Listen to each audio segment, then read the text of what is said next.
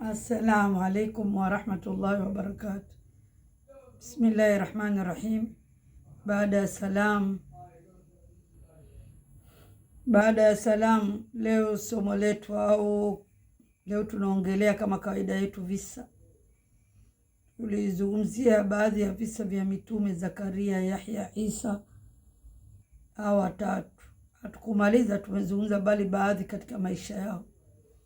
Leo tunazungumza mke wa Firaun, imraatu Firaun, na namna alivyouawa. Pia tunazungumzia baadhi ya kisa chake au historia yake.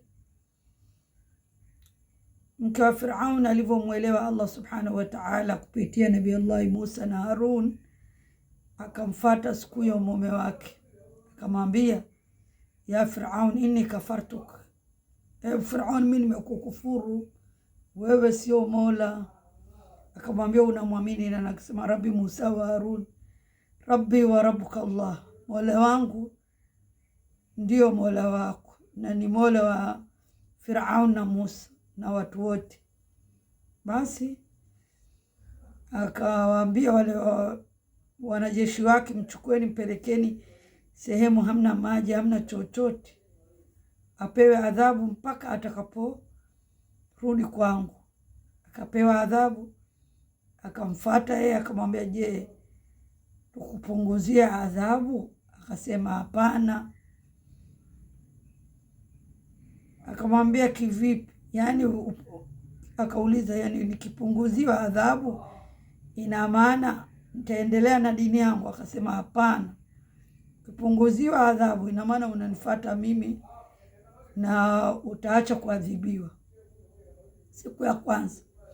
Siku ya pili akasema, muadhibuni, labda atarudi. Akaadhibiwa adhabu kali, hakurudi. Siku ya tatu ambayo inaingia siku ya pili, akamwomba Allah subhanahu wa ta'ala vitu viwili. Akamwomba Allah subhanahu wa ta'ala shay'aini, vitu viwili, talabat min Allah, ambayo tumeelezwa katika suratu Tahrim, baada a'udhu billahi minash shaitani rajim.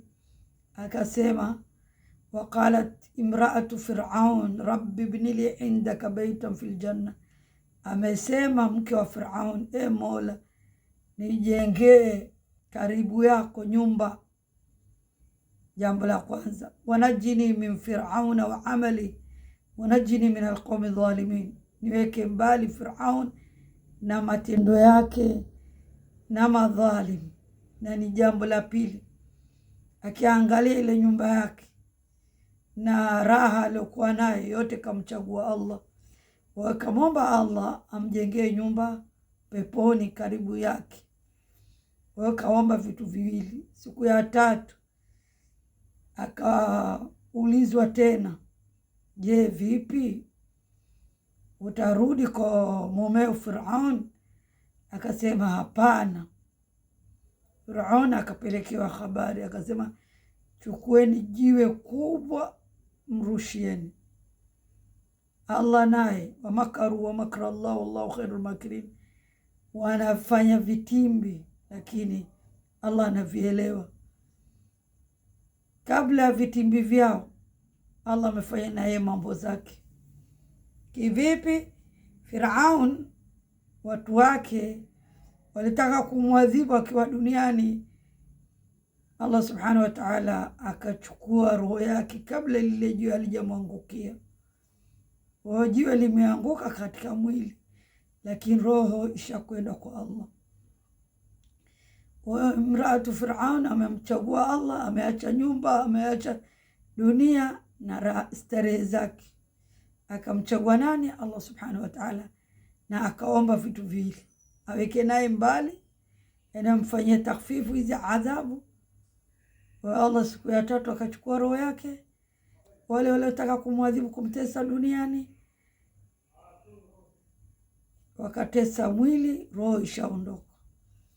Wa ila huna aqif. Wassalamu alaikum wa rahmatullahi wa barakatuh.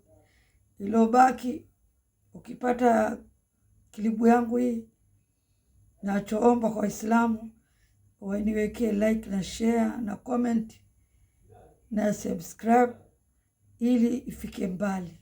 Waislamu wamwelewe mraatu Firaun, mke wa Firaun, namna alivyomkataa na akaelekea kwa Allah na akafa katika adhabu, na namna Allah subhanahu wa ta'ala alivyomwonea huruma akachukua roho yake kabla hajapigwa jiwe lile kubwa na kuteseka.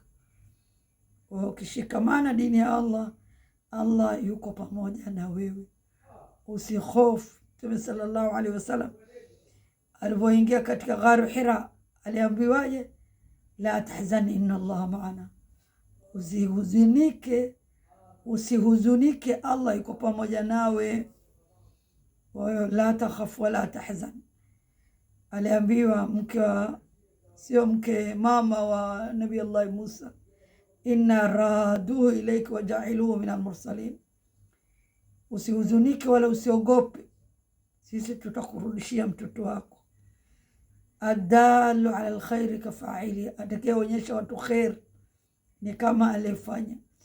Ukifikisha dini ya Allah mbali, na wewe unapata sababu zako. Ila huna aqifu. Assalamu alaikum wa rahmatullahi wa barakatuh.